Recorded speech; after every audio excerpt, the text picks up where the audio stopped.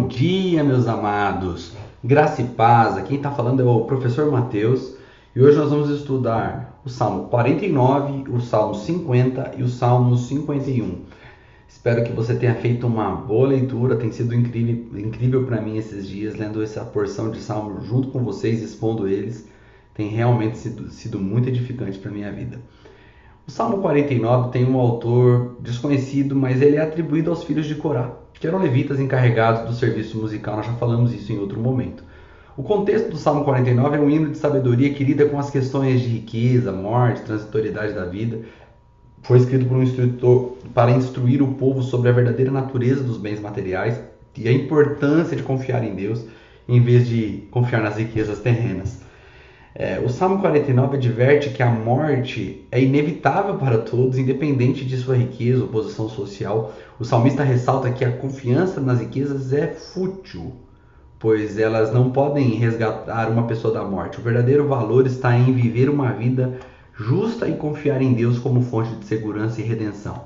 Nós vamos ler, por exemplo, lá no 49:7, textos como: nenhum deles de modo algum pode remir o seu irmão ou dar ao Deus o resgate deles. Nós vamos falar um pouco sobre isso, sobre sendo um salmo messiânico que já fala do evangelho.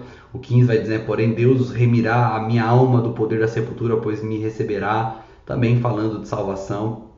O Salmo 50 é atribuído a Asaf, que era um levita, que era responsável pela música do culto do templo. O contexto disso esse salmo é um salmo de adoração e repreensão. Ele está tanto adorando quanto advertindo. Ele destaca a importância da adoração verdadeira e sincera, contrastando-a com o formalismo vazio e hipócrita da religiosidade. Foi escrito em um período em que o povo de Israel estava desviando-se da verdadeira adoração a Deus. O resumo do Salmo 50 é o seguinte: enfatiza que Deus é o verdadeiro juiz e está interessado não apenas em rituais externos, mas na adoração do coração. O salmista repreende o povo por oferecer sacrifícios sem sinceridade e destaca a importância da gratidão, da obediência, do arrependimento genuíno como componentes essenciais para a adoração verdadeira. Nós vamos ter textos como, por exemplo, o verso 14 do Salmo 50, dizendo assim: oferece a Deus o sacrifício de ação de graças e cumpre seus votos para com o Altíssimo. 23, por exemplo, dizendo: aquele que oferece o sacrifício de louvor me glorificará, e aquele que bem ordena o seu caminho, eu mostrarei a salvação de Deus. O Salmo 51 talvez seja o mais conhecido desses todos, porque ele é um salmo já atribuído a Davi, num contexto muito claro, que é o confronto que ele tinha acabado de receber pelo pecado que ele cometeu com Betseba contra o seu fiel escudeiro Urias. Este salmo é a súplica de Davi por misericórdia, perdão, após seu pecado com Betseba e o assassinato de Urias. Davi expressa profundo arrependimento e busca restauração espiritual diante de Deus. O Salmo 51 é uma oração penitencial, sincera, em que Davi reconhece sua culpa e o pecado diante de Deus. Ele clama por misericórdia, perdão, purificação, reconhecendo que somente Deus pode restaurar seu relacionamento e renovar seu coração. O Salmo enfatiza a importância do arrependimento genuíno, da humildade, do desejo de uma vida renovada em comunhão com Deus. Por exemplo, nós temos o verso 51:2 que diz: tem misericórdia de mim, ó Deus, segundo a tua benignidade, apaga as minhas transgressões, lava-me completamente da minha iniquidade e purifica o meu pecado. O verso 10 é aquele famoso salmo que diz: cria em mim, ó Deus, um coração puro e renova em mim um espírito reto. Quero ler com vocês algumas porções, Agora eu fiz um breve resumo, mas eu acho que cada um dos salmos tem algo assim muito peculiar que a gente pode olhar. Eu destaquei o verso 7 do Salmo 49, que diz: homem algum pode redimir seu irmão ou pagar a Deus o preço de sua vida. Lembrando que o Salmo 49 está falando sobre a transitoriedade da vida, de que todo mundo vai morrer, seja rico, pobre, seja famoso, seja desconhecido, seja alguém com poder, seja alguém sem poder algum, seja alguém cheio de conquistas, todos um dia irão morrer, e tudo que conquistarmos aqui na terra terá passado. E o Salmo está mostrando a insuficiência do ser humano. E o verso 7 vai falar sobre redenção, e está dizendo que nenhum homem pode redimir-se a si mesmo. E o verso 8 ele diz: por quê? Pois o resgate de uma vida não tem preço, não há pagamento que o livre, para que viva sempre e não sofra decomposição. Então aqui tanto foi um texto usado para falar que Jesus não sofreu decomposição, mas também é um texto para falar sobre a insuficiência humana e a necessidade de um Redentor, que, lógico, nos aponta para Cristo. O Salmo 50, ele também vai fazer esse contraste, né, eu não preciso de animais. E aí você poderia pensar, poxa, mas eu li em Levítico, eu li em Êxodo, o Senhor pedindo sacrifícios de animais. Ali tinha uma lista extensa de animais que eram aceitos e de animais que não eram aceitos. Como é então agora que o salmista vem em nome de Deus dizer que ele não precisa disso, que ele não está preocupado com o novilho, ele não está preocupado que todos os animais são dele, ele não tem fome. E aí o que o salmista está dizendo é que nunca foi o animal, nunca foi o Deus que quer ver animais mortos, nunca foi o Deus que quer o melhor que você tem, porque para mostrar que ele é o melhor de todos. Não, foi sempre um Deus que quis gerar no coração do homem um reconhecimento. Então ele estava dizendo, eu não preciso de animal, eu não preciso dessas coisas, eu sou dono de tudo. Verso 14 ele diz, ofereça a Deus em sacrifício a sua gratidão. Cumpra os seus votos para com o Altíssimo e clame a mim no dia da angústia, e eu os livrarei e você me honrará.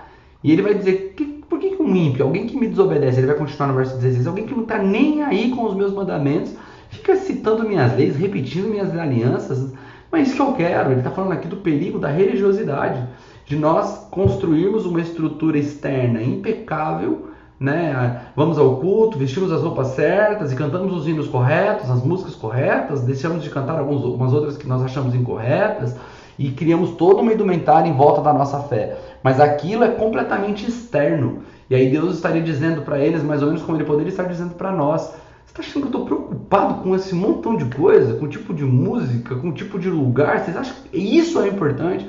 E ao dizer isso, talvez ele não estaria dizendo que essas coisas não são importantes, mas essas coisas são um meio, não um fim. Um meio para a expressão de nossa gratidão. Então a nossa conduta espiritual, que às vezes se manifesta na nossa religiosidade, não pode ser o fim de nossa busca, ser um religioso perfeito, mas que a nossa forma de viver a nossa religião precisa expressar o que está no nosso coração e o que Deus deseja ver no nosso coração, expressado em nossos atos religiosos, é de fato um coração grato, um coração que reconhece quem ele é, a grandeza dele, a insuficiência do homem e a nossa necessidade dele desesperadamente. O verso 23 diz, quem me oferece sua gratidão como sacrifício, honra-me, e eu mostrarei a salvação de Deus ao que anda nos meus caminhos.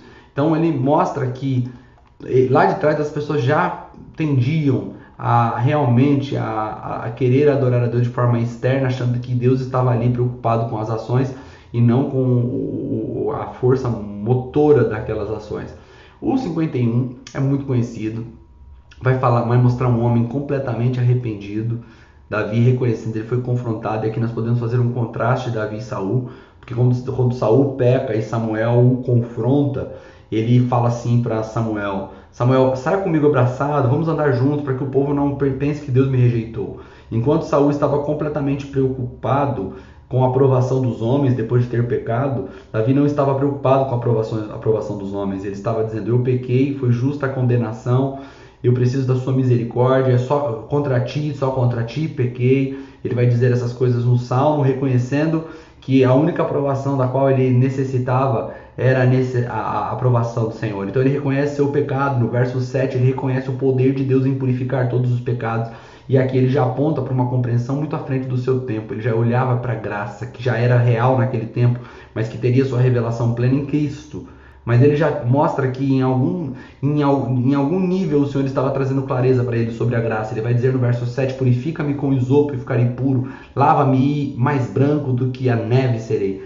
Isso é para que nós vejamos que esse texto é bíblico, e isso mostra para o poder do sangue do Senhor de nos purificar de todo pecado e nos fazer limpos e brancos como a neve. O verso 8 vai dizer que faz-me ouvir de novo júbilo de alegria, e os ossos que esmagaste exultarão. Esconde o rosto dos meus pecados e apaga todas as minhas iniquidades. Ele está confiando no Senhor, ele não está pedindo ao Senhor uma oportunidade de provar que ele era bom, ou de provar que ele tinha mudado, ou de provar que ele merecia uma segunda chance. Não. Ele reconhecia que era pecador, ele reconhecia que era insuficiente, ele reconhecia que a sentença era honesta e justa, mas ele também apela para a misericórdia de Deus e sabe que só ela poderia dar a ele a condição de continuar. No verso 10 ele vai dizer, cria em mim um coração puro. Aqui ele fala de emoções, ele está dizendo, Senhor, restaura as minhas emoções.